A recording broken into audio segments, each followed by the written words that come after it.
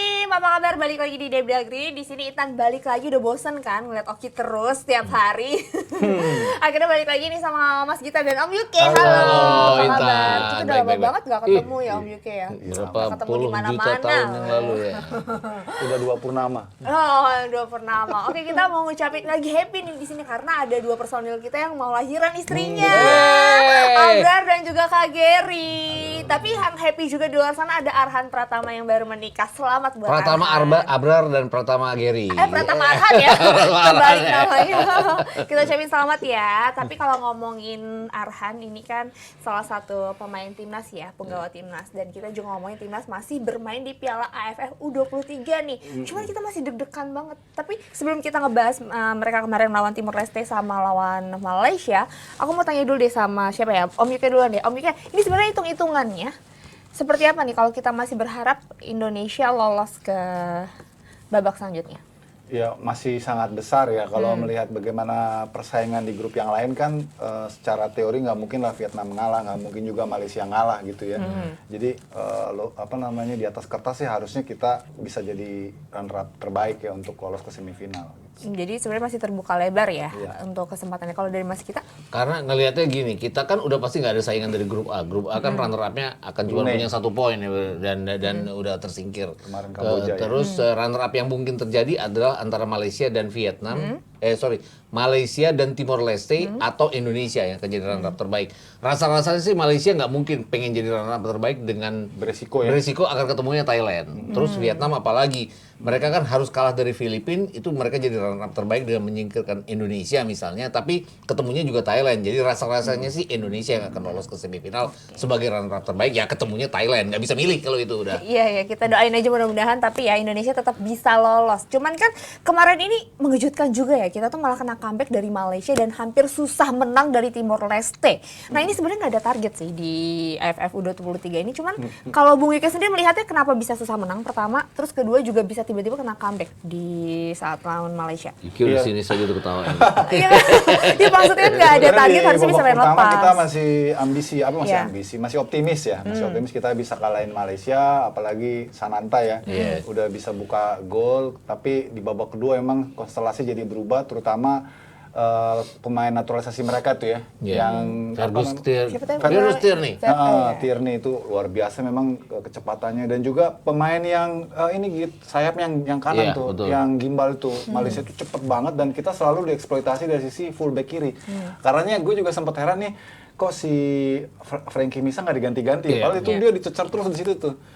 Dan di dalahnya 2 kesempatan nih, 2 peluang, termasuk yang penalti boleh diperdebatkan sih kalau menurut gue tuh. Harusnya sih nggak penalti ya, karena nggak minim gangguan lah. Tapi anyway ya udah mereka begitu masuk Tierney itu berbeda banget, dan kita terus jadi under pressure ya, pas sudah ketinggalan tuh kayak kita nggak tahu mau ngapain gitu, mainnya gerasa gerusuk mau buru-buru aja. Akhirnya finishingnya nggak dapet, padahal Sananta tuh peluangnya banyak gitu ya, tapi nggak bisa dimanfaatin ya. Ya alih-alih kita excuse bahwa kan Sintayong juga bilang ini wasitnya yang nggak bener segala macem, tapi ya introspeksi aja ke dalam. Kalau kita finishingnya bagus ya kan sebenarnya polemik itu nggak terjadi. Iya betul. Dan kalau ngelihatnya kan juga gini, sebenarnya di babak kedua itu Fergus Tierney kan bikin kita berantakan. Terus kalau dibilang penaltinya itu kontroversi, emang kontroversi karena ada tarikan dari Tierney dulu ya. Tapi kan harus diakui bahwa Karek Arel itu ya. Karek Arel itu terpengaruh dengan tarikan itu, dia melakukan dorongan. Nah, dorongan di kotak penalti dari tim yang bertahan kan langsung wasit menunjuknya kotak titik putih. Ya, itu kontroversi atau enggak itu jadi akal-akalnya Tierney yang bikin kita kalah. Tapi gol keduanya murni bahwa itu kecepatan dan kecerdikan Tierney sendiri ya. Gol keduanya nggak lepas dari kesalahan clearance ya, si Kadek ya. Kadek juga menghampiri Tierney ya, dia tinggal nyeplosin aja gitu. Dan di sisi kiri itu yang tadi Yuke bilang bahwa sisi kiri emang benar-benar dieksploitasi oleh lawan.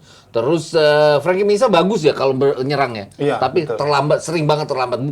Bukan waktu lawan Malaysia aja, waktu lawan Timor Leste kan juga dia masuk ke kiri, dia kasih umpan bagus buat rekan-rekannya, nggak bisa dimanfaatin, tapi begitu serangan-serangan dari Timor Leste juga keteteran di sisi kiri pertahanan kita. Tapi kalau lihat dari permainan timnas kita itu terlihat bermain lepas nggak sih? Kan soalnya mereka tuh sebenarnya nggak ada beban kan, nggak ada target juara nih katanya di AFF kali ini. Iya, sejujurnya kita harus akui bahwa memang persiapan kita mepet, bukannya excuse bahwa ini membuat kita menjadi nggak siap ya, tapi faktanya memang timnas kita itu nggak bisa dadakan ya. Bahkan TC panjang pun juga nggak menjamin tim kita matang, apalagi ini persiapan yang pendek. Bahkan ada pemain yang H-1 baru gabung kayak Beckham gitu ya, kan membuat sempat main liga dulu ya. Betul.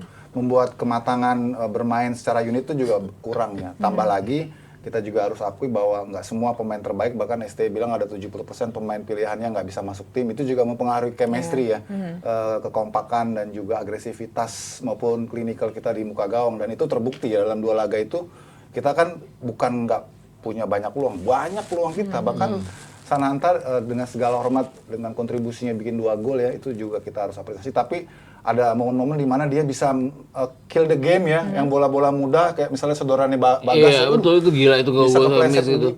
Terus tambah lagi emang tadi nyambung apa yang gue katakan di awal, wasit ini memang AFF ini levelnya nggak beda jauh sama Beri Liga 1 ya. Yang bola bersih golnya Sananta yang kedua itu. Nah, itu sebenarnya bola sulit ya buat Sananta ya, tapi dia jadiin gol dibandingin dengan umpan Bagas yang mudah dia nggak jadi gol. Memang Sananta bola-bola sulit dia emang jago dia. Emang betul, di Liga 1 kan juga kan kelihatan kan bola-bola. Oke, nah tapi kalau kita ngomongin pemain lain ini, ada Ferrari sama Frankie Misa juga yang diplot sebagai starter pada saat menghadapi Malaysia. Nah kalau dari Mas Gita, setuju nggak sih mereka jadi starter? Kan Ferrari juga pada waktu itu kalau Ferrari pilihannya nggak banyak dengan Rizky Ridho nggak ada di tim ya, pasti mau nggak mau Ferrari katanya. Walaupun memang ada kenyataan bahwa Ferrari udah lama nggak pegang bola karena katanya dia ikut akademi kepolisian. Sama kayak Misa sih. Sama Misa juga. Tapi kan dia kan mantan juara SEA Games. Artinya dia selama-lamanya kan dia di SEA Games yang terakhir. Artinya dari sisi pengalaman dia harusnya bisa cepat beradaptasi. Tapi mungkin itu tadi kalau dibandingkan dengan tim SEA Games, tim ini tidak bermain sebagai sebuah tim kompak, itu nggak sebagai sebuah tim. Kalau di SEA Games kan kelihatan waktu lawan Timor Leste di pertandingan pertama agak ragu-ragu, tapi kemudian pertandingan kedua dan berikutnya nyambung. Ini lawan Timor Leste pun kita nggak bermain sebagai sebuah unit, sebagai sebuah tim. Dan golnya Sananta itu kan benar-benar gol individunya dia. Terus berbagai macam peluang yang dia dapat itu juga dia nggak bisa selesaikan dengan baik. Tapi kalau lolos kita kan masih ada perbaikan. Belum tentu bahwa kita lolos sebagai runner up terbaik, walaupun lawannya tuan rumah Thailand kita nggak bisa ngatasi, bisa aja gitu. Karena kalau dibilang ini bukan target, rasa-rasanya Thailand dan Vietnam juga bukan target ya. Ini artinya kalau dilihat kan Thailand juga kan mengeluarkan tim pertandingan pertama dan kedua kan timnya beda itu loh. Itu ini artinya gambaran bahwa mereka mencoba pemain juga jadinya. Tapi kalau Bung Iki melihatnya sendiri, apakah ini dengan tidak adanya target berarti artinya jadi kesempatan ya bagi Sintayong untuk mencoba pemain-pemain? Iya, ya sebenarnya sudah dicoba semua ya gitu ya. Hampir semua pemain yang dibawa 21 ya dari 23 karena duanya Titan dan juga si Komang nggak bisa main, semuanya dikasih kesempatan main. Mungkin tinggal kiper yang belum kan. Tapi secara umum artinya kan outfield playernya itu udah dicoba ya. Bahkan Ragil juga dimainin, Rifkidu juga dimainin, yang sebenarnya nggak ada dalam map utama line up Indonesia gitu ya. Ini kan bukti bahwa STI memang karena Irfan Johari pada akhirnya dia juga realistis ya. Tambah lagi dari awal Ketua Umum PSSI mengatakan ini nggak target. Jadi sebenarnya easy aja gitu, nggak usah terlalu dibebanin gitu. Justru kita nikmatin bahwa ini proses regenerasi yang coba dibangun, walaupun di latar belakangnya oleh polemik ada beberapa tim yang awal pas main, tapi ini blessingnya dari sini kita bisa berkaca bahwa sebetulnya banyak sekali pemain-pemain usia muda kita yang sejujurnya tuh nggak siap juga kalau dikasih kesempatan pertama untuk bela timnas, apalagi ini U23 ya. Soalnya nggak ada kompetisi yang khusus untuk U20 misalnya ya, ataupun U21 anyway gitu. Jadi sulit sekali STI mencari alternatif lain kecuali mengambil pemain-pemain U23 yang udah main di Liga 1.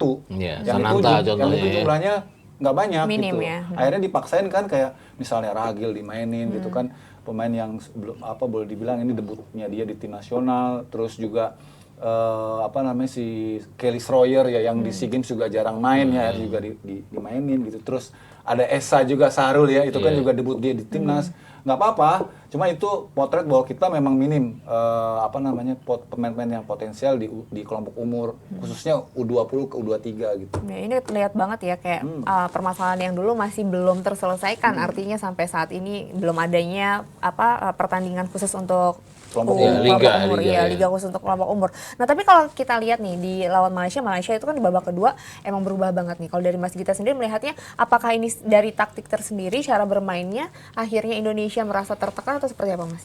Kalau melihat secara keseluruhan kan Malaysia juga bilang bahwa mereka tidak menampilkan penampilan pemain-pemain terbaiknya juga ya. Center back mereka yang biasa pasangan dengan Jordi Amat di klubnya JDT. juga JDT juga nggak dibawa. Tapi artinya mereka punya senjata dengan masuknya Fergus Tierney ini untuk membongkar pertahanan kita. Dan sebenarnya kan ini one off sebuah pertandingan di mana kita tidak menduga hal-hal tersebut dari ini. Ini yang aku lihat adalah kekurangan dari tim kita kali ini. Tapi secara keseluruhan kan sebenarnya kalau dibilang tidak ada target, ini bisa dijadikan batu loncatan bahwa kita akan menghadapi sebuah turnamen yang lebih penting, AFC Under 23 Qualifiers.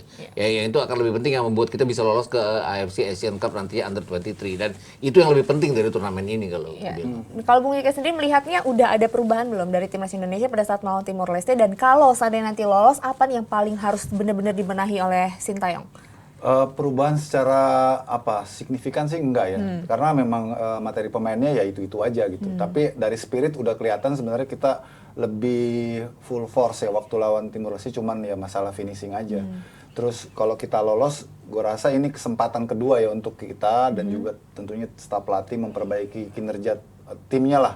Bagaimana caranya dari 2 laga yang sudah dijalani bisa lebih baik lagi performanya, apalagi nanti kalau semifinal kan lawannya jauh lebih berat ya. Iya, Thailand. Dan alih-alih Thailand lagi yang notabene musuh kita sekarang. Karena kemarin SEA Games kan Musuh mereka lahir batin dan ya. ini kandangnya ya. ini kandangnya gitu loh. Iya. Ini kandangnya. Gitu. Persoalan utama kita kan sebenarnya klinis di depan yang nggak ada ya. Lihat aja kemarin Timor Leste. Artinya gini, kan sekarang banyak yang menduga bahwa Malaysia akan bisa main api dengan Timor Leste dengan jumlah gol dan segala macam.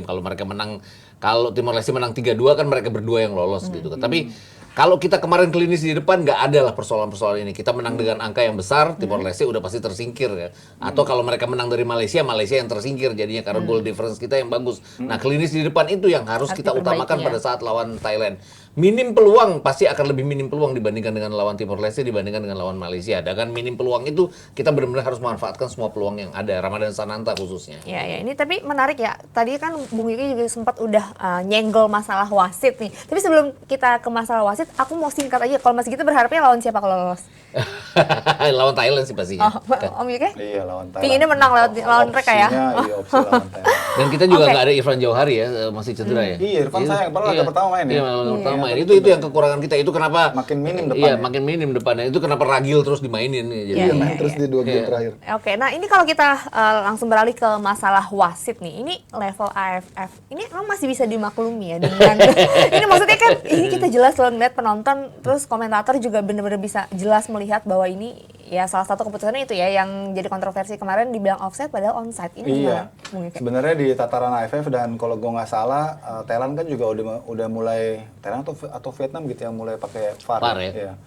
Dan itu investasinya gede banget dan mereka punya 4 mobil unit VAR udah dipraktekin. Sebetulnya ini harusnya bisa dicoba juga di AFF kan.